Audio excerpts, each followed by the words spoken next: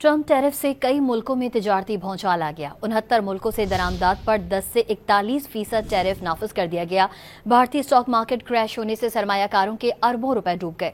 जनूबी अफ्रीका पर 30% टैरिफ लगने से बेरोजगारी के खदशात बढ़ गए।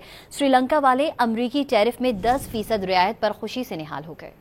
अमरीकी सदर डोनाल्ड ट्रंप की तरफ से लगभग 69 ममालिक से अमरीका भेजे जाने वाली अशिया पर 10% से लेकर 41% तक के नए टैरिफ के इतलाक का ऐलान। दुनिया भर में कहीं खुशी कहीं गम के मनाजिर। $40 अरब सालाना की बरामदात रखने वाले मुल्क भारत में 25% ट्रंप टैक्स के निफाज से भौचाल आया हुआ है। अमरीकी सदर ने भारत को इजाफी जुर्माने लगाने की भी धमकी दी हुई है। भारतीय शेयर मार्केट शदीद गिरावट का शिकार हो गई।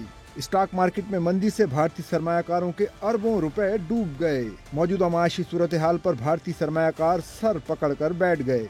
जनूबी अफ्रीका पर 30% टैरिफ का निफाज किया गया है, जिससे मुल्क में बड़े पैमाने पर मुलाजमतों के खत्म होने का इम्कान पैदा हो गया है। जोहान्सबर्ग में टैरिफ निफाज के इतलाक की खबरों पर कारकुनों और सनतकारों में तशवीश की लहर दौड़ी हुई है। स्विट्जरलैंड की सदर कैरून केलर ने 39% टैरिफ को तबाहकुन करार दिया। एक इंटरव्यू में वादे कर दिया कि ये टैरिफ स्विस बरामदात के लिए तबाहकुन है।